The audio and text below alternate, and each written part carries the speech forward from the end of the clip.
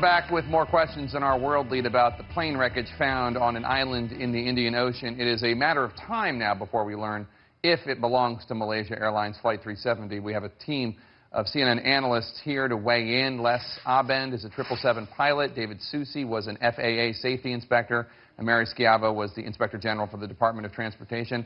Thanks to all of you for joining me. Let me start with you, Mary. This debris, how long might it take to inspect it and get some definitive answers?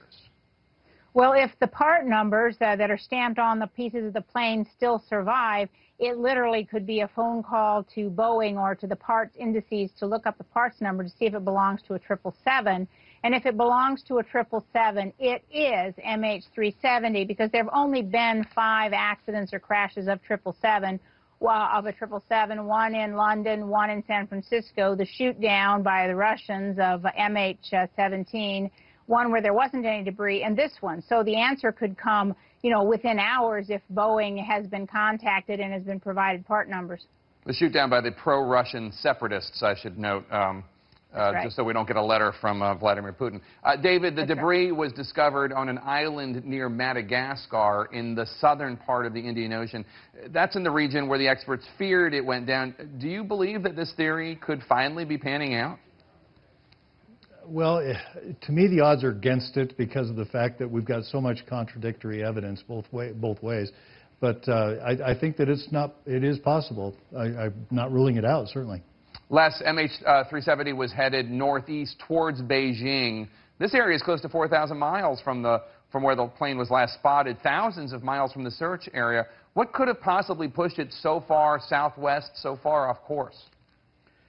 Well, that's what we've been talking about for so long, almost a year and a half now, with the Inmarsat theories and how it got that direction. Was it controlled by a human through the autopilot? Was the airplane on its own with the autopilot due to some flight control damage because of a mechanical issue? It's hard to say.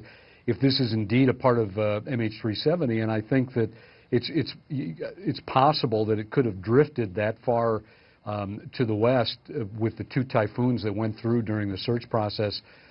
Certainly anything's possible, especially if air was maintained in that particular piece of flight control surface there.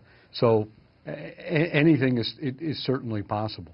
Mary, if this debris does belong to MH370, but they still are not able to ever recover the black boxes, could this debris be used to determine what brought the plane down? Well, it's going to be very difficult this long in the water. I mean, lots of clues that might have been on it will have been erased by the salt water and of time. But I think what it will be used for, if this is a 370, if it's 777, is they will go back and look at the search right at the inception, and they will say, look, if the plane was turning back and did not follow the arcs that Inmarsat had projected, then where would the fuel starvation be if the turn back was a straight projection? Remember, before people got the Inmarsat data, this is kind of the area where on a decompression and a simple turn back, where the pilots were just trying to get home, where the plane might have ended up. So I think whether or not they ever find the black boxes, this might cause some reevaluation of the theories as to where it went.